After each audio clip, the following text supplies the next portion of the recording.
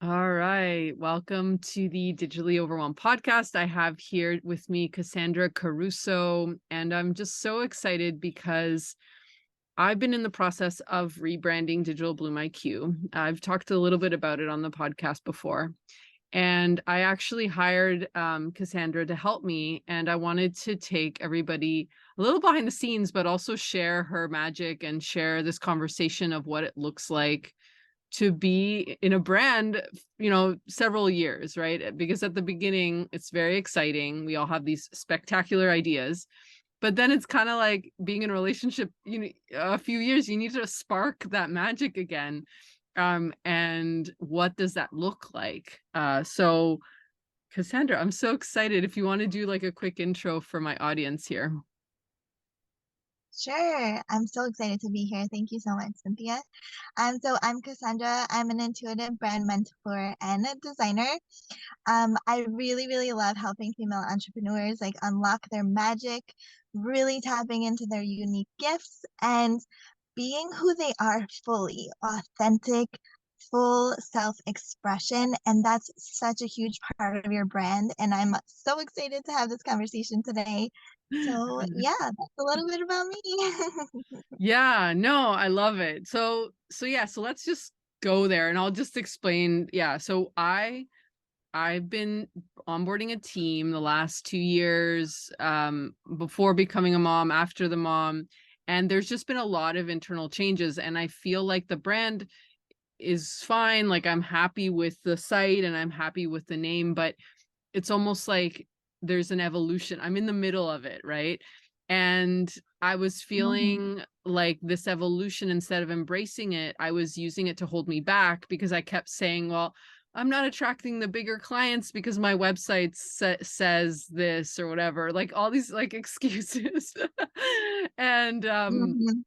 and then I started working with you, and I realized that there was a lot of other excuses coming up and a lot of things that I was using.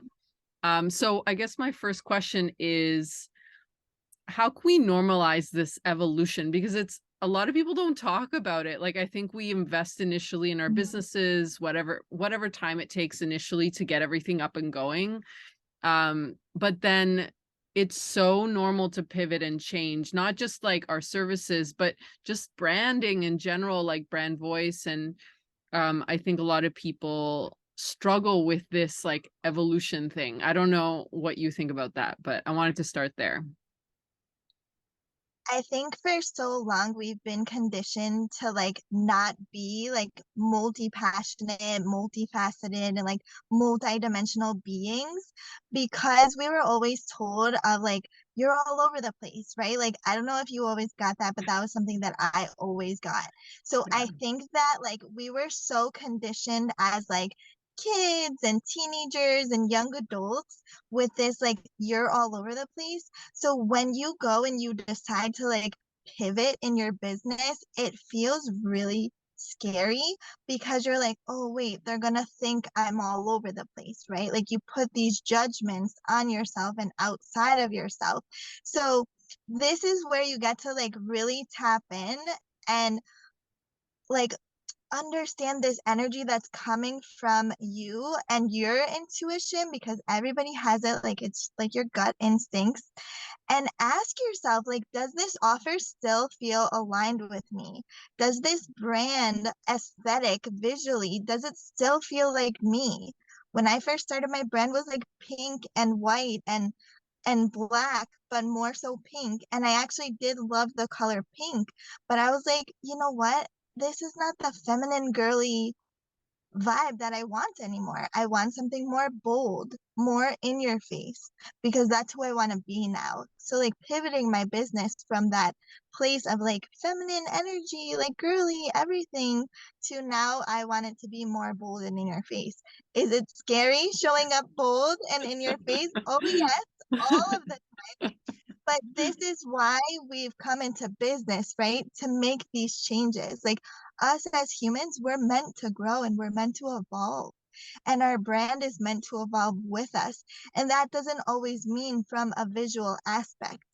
It can mean internally with your offers, with your services, with the tone in your voice and the way that you speak and the conviction in your knowing. And you're always going to want to grow, right? Like you're going to want to learn new things and you're going to want to implement those things in your business. Like who says you can't be it all? Who says you can't be multidimensional? We're putting the limits on ourselves, right? So I think that that's kind of like my answer there to that evolution, because it really is like you get to like be it all because you created this business. So you get to do it your own way. So yeah, that's kind of like my little riff there. No, I love it. I think there's so many fears. So I think people are scared of being bold. They're scared of, we're scared of just being seen. I know there's like a lot of history Mm, with like what it looks like to be even a woman who's very visible, and there's a lot of that ancestral fear, like they call it like the witch wound or whatever, right? Like if you were different, mhm, you were called a witch and like mhm, you were burned. So like of course like maybe our tendency is to hide, but I think there's also something there around maybe being seen as inconsistent mhm, or like wishy-washy or all over the place like you said. But I do feel like when you don't show up boldly, because it feels inconsistent, but it's almost like this new version, like you're adapting an evolution. When you keep yourself small, like that's what I was doing. Like I was just going through the motions in my business and I wasn't really questioning, like, okay, is this who I want to be today? That also, that watered down sort of like blah, that doesn't do anything anyway, right? So it's like mhm, it wasn't resonating with my current, like it wasn't going like forward or backwards. It was like wasn't resonating with current clients, with new clients. Like it was just kind of like I was stuck. And I think I got to it. Well, I did get to a point where I just started questioning, like, do I even want to be an SEO expert anymore? And it's like, yes, of course. But it's like, what type of SEO expert? Like, what am I doing within this container of the business? And can I offer other things within, like you said? But I think if that questioning doesn't start inside and, just in a mhm. notebook or wherever or with a coach, then it's not going to show up in the visuals or the processes like you were saying, because it can't start externally. It needs to start internally. Exactly, exactly. I completely agree. And like bold, I want to share this because this was something that I heard recently too, like from a coach that I work with. Like bold doesn't necessarily mean to be the loudest in the room. It doesn't mean you need to be the loudest in the room. It can just be in a sense where you're courageous enough to show your face on social media. Maybe that's like step one. Maybe it's just Hmm. showing your face on social media. Maybe step two is just like putting your offer out there, sending an email. This is what I offer, right? Like taking those little steps into that action. And once you hear someone say, like, oh, you inspired me so much the way that you showed up today. Oh, that email was just incredible. Oh my gosh, I love the way that you put that reel together, or whatever it is. Like, I love the way you wrote this blog post or whatever it is. As soon as somebody tells that to you, you are going to feel so good inside. And you know that if I keep showing up in this way, it's going to align with so many people. And that's where your impact comes in. It creates this big, beautiful ripple. And this is how you get to create in your own magic, in your own evolution, is by doing the things that you actually love and taking those little tiny baby steps in the right direction, I guess. Yeah. Yeah, I think we're told it's backwards. Like it has to make strategic, logical sense. Like whatever, you're writing an email, right? It's like, okay, what's the strategical, logical email I need to put out there to like sell this thing, for example? And it's like, no, no, no. Like it's the other way around. Like, what are you feeling you need to talk about? Like, what do you want to say to your audience when it comes to XYZ? What's like Mm, burning in your heart? Like that's what I was find when I was working with you. So full disclosure, I hired Cassandra to do a month of Voxer coaching. It was fabulous. It was so good. And she kept saying this thing of like, Cynthia, just write, like, just get the things you want to talk about out there. Like, don't be afraid. And so I found time in my day because I have a baby and blah, blah, blah, to just write emails. And I was writing daily emails, which I've never done like in my 7 years of being in a business. And the craziest part was that I was getting responses from people all the time from these emails saying like, oh, I love this, or like, this is, whatever, like all these positive feedbacks. And it almost meant more than the sale, because it was like, oh, Mm, like people are actually like, this is helping people. But I had yeah. to stop. I had to like turn off that side of the brain that was like looking at, again, and that happens when you've been several years in business, because it's almost like you start to get conditioned by all the great people out there. Like, I'm not saying that there's great people out there giving great advice, but you like lose that. I don't even want to say creativity, but it's like those fresh eyes when it comes to putting out your content, Mhm, and that uniqueness that mhm. makes you, because now you're conditioned, right? So it just takes like practice coming back to that voice, coming back to those ideas, and just ignoring everything else going on around you. And Yeah. what I can say is that I love the most is that you really incorporate storytelling and into your emails and into like your content.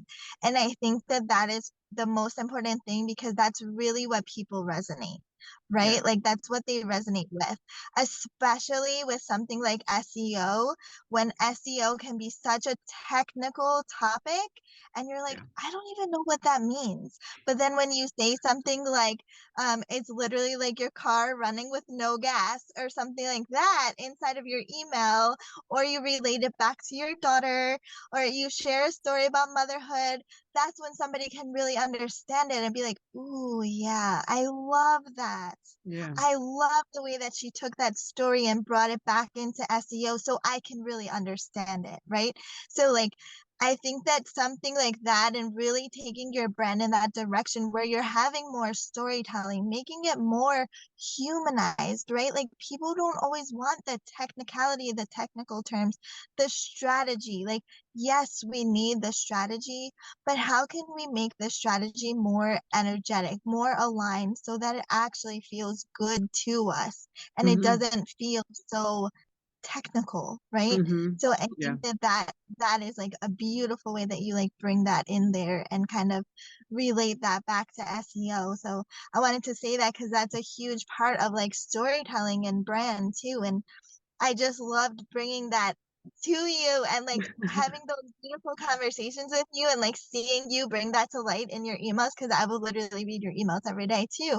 And Oh. like I was like, oh yes, like this is so beautiful. And I think that that's really where this is really going. Like the shift and the transition of business is really going to the small business owner who has a story, who has a mission, who has a purpose. And that's what people want to feel, Yeah.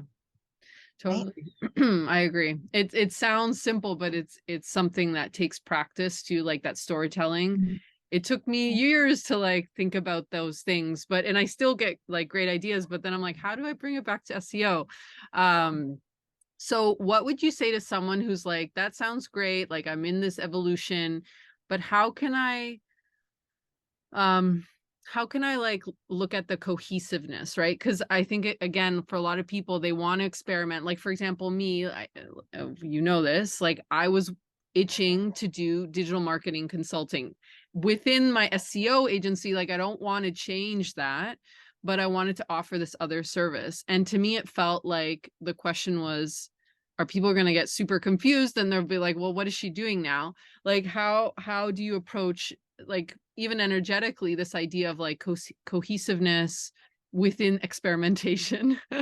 Hmm. So that's a really good question. It really comes back to like the things that you love, right? Like so let's take your business for example. It's called Digital Bloom IQ, right? Like you don't necessarily have to call yourself an SEO agency and fit Mhm. yourself like in that box of just SEO, right? Mhm. Because when you spoke to me, you told me like you really actually love the strategy part. You love helping clients create content as well as doing the keywords and doing the SEO for websites and Mhm. that kind of thing too, and like for blogging, right? So you love that strategic part. So why not make it digital marketing? Why Mhm. not expand and evolve with your services where you get to help on all of these different levels, Mhm. but you still have the knowledge of SEO within there? So Mhm. you can help them with their content and sprinkle in a little SEO, right? So like that's kind of like what I mean by like evolving with your offers is like almost like taking them from this core place, like your core knowing, which is your SEO, and expanding them outwards in this sense of like, I really do love SEO, but I love also expanding and helping people on this next level of their journey too. And it's almost continuing that client relationship by offering this next level for them, right? So it's not just about like, oh, well, I want to completely transition and offer digital marketing now and not SEO, right? Mhm. Like you're still expanding it with your core knowledge of SEO, and that's what you feel Mhm. embodied in. That's what you feel confident in. Mhm. But then you want to take your clients on this beautiful journey and expand outwards, right? So like I'm on the same journey as you, a little bit of the evolution within myself. So for me, it was always brand design and website design. So I have three boys who are always on the go, always rambunctious. I have a 2-year old now and who wants to be like all over the place. So I'm like, okay, how can I take my offers and expand them where I don't have to be doing all of the time? And that's not my main core package, right? So like my main core is branding and website design, Mhm. strategy, all the things, right? But I don't want to be sitting at my computer all day doing just design. So for me, I evolve my offers into a course and then into also like mentorship and coaching, because that's actually what I love is to have these beautiful conversations with women like yourself who are in business and who are ready to evolve. And how can we get like crystal clear on your evolution and make it so aligned with who you are and where you desire to go and where you want to be, right? So like that's kind of what I mean there is like your own within your own evolution, unless you want to completely pivot your business in a completely new direction, that's a whole nother conversation. But I think taking where you are, coming back to your core of what you're really embodied in and confident in and can talk about like all day long, and then expanding from there on what your customers are actually asking for too. Like what are your clients asking you for, right? Like what do they love to work with you on? They want to continue their journey with you, so why not expand and offer these new things to them so they can continue with you because they love working with you already, right? Yeah. Well, I realized like I was doing digital marketing coaching anyway. Like I was already doing it. It was more like, okay, now I'm going to offer it officially. And it's funny, it just hearing you say it back to me. I'm like, "Oh, of course it makes sense." But it still feels scary because it feels like you're shifting. And but again, it's what we were saying at the beginning. It's like I don't know any business that hasn't shifted. And if anything, that would be stagnation, and that doesn't sound very good Mhm. anyway. So it sounds like trusting like where you're feeling that excitement and having those conversations with yourself of just being honest of like, this doesn't excite me anymore, but there's nothing wrong with that. How can I either change how I'm offering it? Like, I love what you're saying. Like, me too. I'm super busy now. And so I'm looking at like, how do I have a team? Like, how do I have a team that allows me to be a mom in the way I want to be right now? But again, there is a little bit of there's a lot of a leap of faith there because I feel like yeah, there's a lot of control, there's a lot of, like, questions around what does that look like, Mhm. but what we kept coming back to in the coaching was, like, that stuff sorts itself out. You just have to like keep trusting in the day to day. And it has like Mhm. some of it has sorted itself out where I realize, oh, like, why was I even worried about that? Like, just have to trust. I think really too, like it always comes back to like courage too. Like if you really think about it, like how we have to lead ourselves with so much courage and conviction in our knowing, and really also like trusting ourselves, like trusting your own self to know like, okay, this is what feels right to me. Yeah. Yes, it feels so scary to move in this direction, to pivot in this way. What are people going to think? Yada yada. You can beat yourself up over it all day long. But at the end of the day, like us as leaders, we are meant to move with the courage so that other people see that and our clients are attracted. And then you show someone else how they can lead themselves. Right. So I think it's like really coming back to that and like having more faith in yourself. Like I literally have tattooed on my arm, like it says faith over fear. Like that's something that I lead all of the time. Like it's really having that faith and moving with the fear. Like yes, like everything feels scary. Motherhood is scary. Driving a car is scary. Your kids going to school is scary. Like every single thing, like we live with fear every single day, but we have a choice, right? We can choose to move with it or we can choose to stay small. And us as leaders here, changing the game, making the impact in the world, we're the ones who are going to move first. Yeah. And then people are going to see that and they're going to follow, right? Yeah. Yeah, the key and again, Cassandra, you already know, but like for people listening, I had put out an SEO coaching offer last month, which felt scary, like out of left field.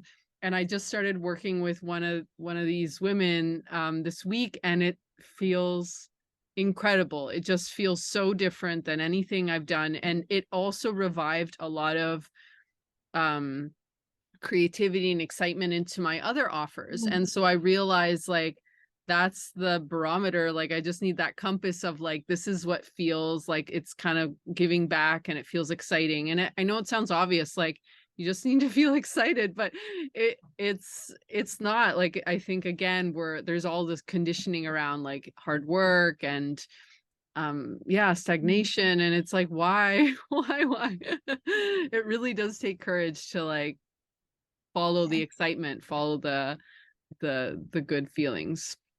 Joy, yeah. But I mean, if we really think about it, like we didn't like I quit a 9 to 5 job. I was pregnant with my third son when I quit my 9 to 5 job, and it was during COVID.